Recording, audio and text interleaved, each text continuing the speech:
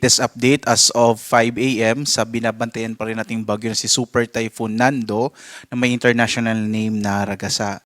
Makita po natin as of 4 a.m. huling lokasyon po ng mata yung sentro ng mata ng bagyong Nando nasa 265 kilometers kanluran ng Kalayan sa lalawigan ng Cagayan. Taglay niya yung pinakamalakas na hangin nasa 185 kilometers per hour malapit sa gitna. Pagbugso na sa 230 kilometers per hour. Mapapansin po natin humina po or bahagyang humina yung bagyong Nando bagamat nasa super typhoon category pa rito as we speak. Ito'y kumikilos pa kanluran sa bilis naman na 20 kilometers per hour. As of 5 a.m. naman po habang pinapanood nyo po itong live na ito ay nasa labas na ng Philippine Area of Responsibility ang bagyong Nando.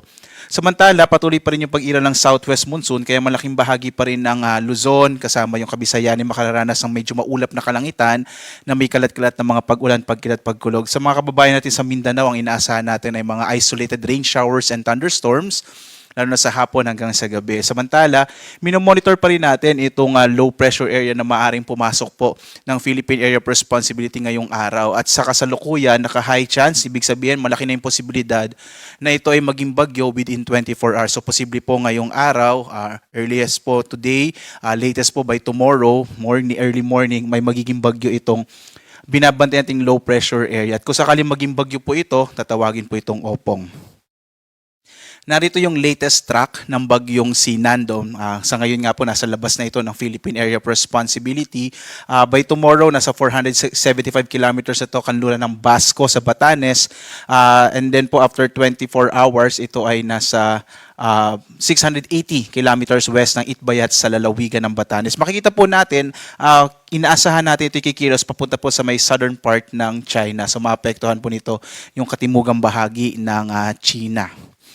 At ang ating latest po pagdating sa mga tropical cyclone wind signal, as of now po, signal number 3 sa Ilocos Norte, northwestern portion ng Apayao, gayon din sa northwestern portion ng mainland Cagayan kasama yung western portion ng Babuyan Islands.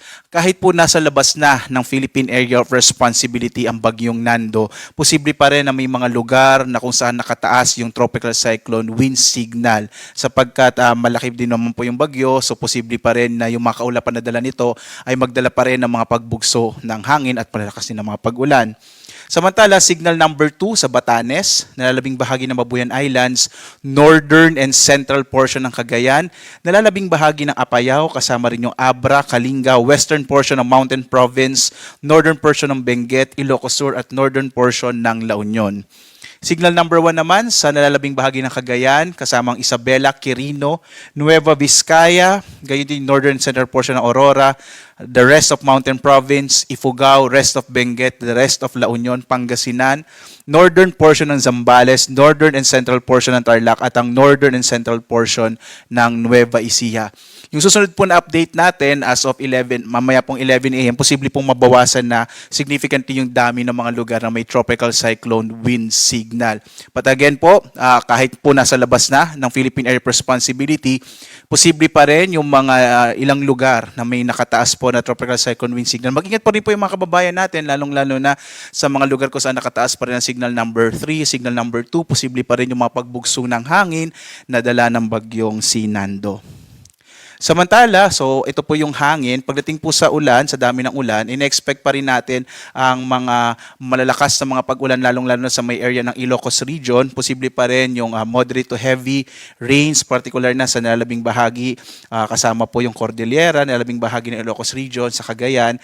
Gayon din sa Zambales, Bataan, Batangas, Occidental Mindoro. Ito naman ay dulot ng southwest monsoon o habagat. So posible pa rin makaranas ngayong araw itong mga nabanggit na lugar ng mga hanggang malalakas na mga pag-ulan. Bukas, araw ng Miyerkules, epekto pa rin ng southwest monsoon o habagat at posibleng makaulapan pa rin na dala ng bagyong Nando. Inaasahan pa rin natin hanggang yung malalakas na mga pag-ulan sa may bahagi ng Ilocos Norte, Ilocos Sur, La Union, Benguet, Pangasinan, Zambales, Bataan at Occidental Mindoro. Sa mga kababayan po natin, lalong-lalo na nandito sa may kanlurang bahagi ng northern and central Luzon, iba yung pag-iingat pa rin po pati dito sa may western section ng Southern Luzon, posible pa rin kasi yung mga biglaang pagbaha, mga flash floods, pagguho ng lupa or landslide, at ilang araw na pong inuulan itong western section ng Northern and Central Luzon. Posible pa rin po no ngayong araw, sa September 23, yung mga pagbugso ng hangin sa malaking bahagi ng ating bansa dulot po ng southwest muson o habagat. Sa mga susunod na araw, posibleng medyo mabawasan na po yung mga lugar na may mapagbugso po ng hangin, dulot po ng hanging habagat. Sa ngayon po, may nakataas pa rin tayong gale warning sa mga baybayin ng Northern Luzon. Makikita po natin sa may area ng Ilocos Region at gayon din dito sa may Cagayan. Nabawasan na po yung mga lugar na may gale warning at medyo bumaba na rin yung inaasahan natin na taas ng alon ng karagatan. Bagamat mag-ingat pa rin po dito sa mga lugar na kung saan nakataas yung ating gale warning sa seaboards ng Northern Luzon. Delikado pa rin maglayag yung mga maliit sa sakyang pandagat at mga maliliit na mga bangka sa mga baybayin po ng Hilagang Luzon dahil inaasahan pa rin natin yung malalaking pag-alon. Ito po ay dulot pa rin ng bagyong si Nando.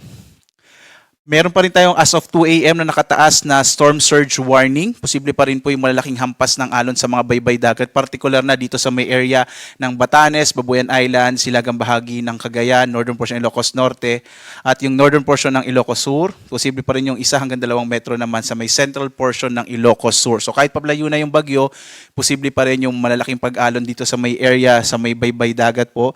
Posible pa rin magkaroon ng mga daluyong, no? Kaya iba yung pag-iingat pa rin po. Hanggat maaari ngayong araw, iwasan nyo muna pong pumunta sa mga beach ng mga nabanggit na lalawigan dahil nga posible yung maging delikado po dulot po ng daluyong o storm surge. Ito yung malalaking alon ng karagatan na maaring umabot po sa mga baybay dagat.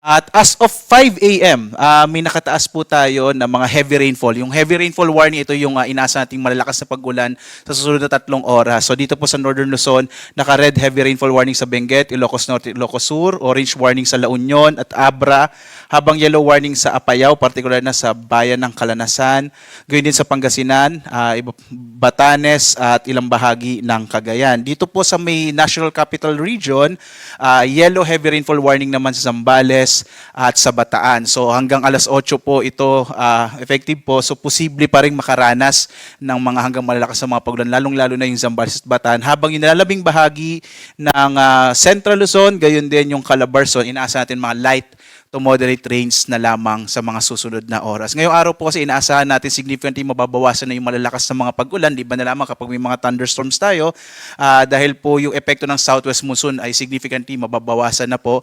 Bagamat yung area nga ng Zambales, Bataan, posible pa rin medyo maulan sa araw na ito, dulot ng hanging habagat. Balikan po natin yung low pressure area na ating minomonitor. So ngayon po makikita natin high chance or malaki na yung posibilidad na ito ay maging bagyo within the day at papasok na rin ang Philippine Area of Responsibility sa araw na ito. Base po sa ating mga latest na data, posible pong baybayin nito itong karagatan po ng Pilipinas at posible pong maapektuhan sa ngayon po itong area ng Eastern Visayas, Bicol Region, gayon din yung Central Luzon at Southern Luzon. Again, pwede pa rin naman po itong magbago lalo't wala pa tayong track. Pag naging bagyo po ito, saka po tayo magkakaroon ng mas certain na track or kung saan po dadaan itong magiging bagyo. Na kung sakali po ang magiging pangalan niya ay Opong. Kaya po tumutok po tayo sa pag-asa. So inaasahan kasi natin na kung maging bagyo po ito, towards the end of the week, magiging maulan na naman sa malaking bahagi ng Central Luzon, Southern Luzon, kasama yung Kabisayaan, kasama din dyan of course yung sa Metro Manila. Again, tumutok po tayo sa update ng pag-asa. Meron po tayong X, Facebook, YouTube at sa ating mga websites pag-asa.doc.gov.ph at panahon.gov.ph. Lagi po tayo nagbibigay ng real-time update, no? Lalo na sa mga minomonitor natin ng mga iba't ibang mga weather systems. So meron po tayong yung bagyong Nando na kalalabas lang po ng Philippine Area of Responsibility, ang southwest monsoon na habagat sa particular na sa Luzon at sa Kabisayaan at yung low pressure area na minomonitor natin na posibleng pumasok ng Philippine Area of Responsibility ngayong araw at posibleng maging bagyo within 24 hours.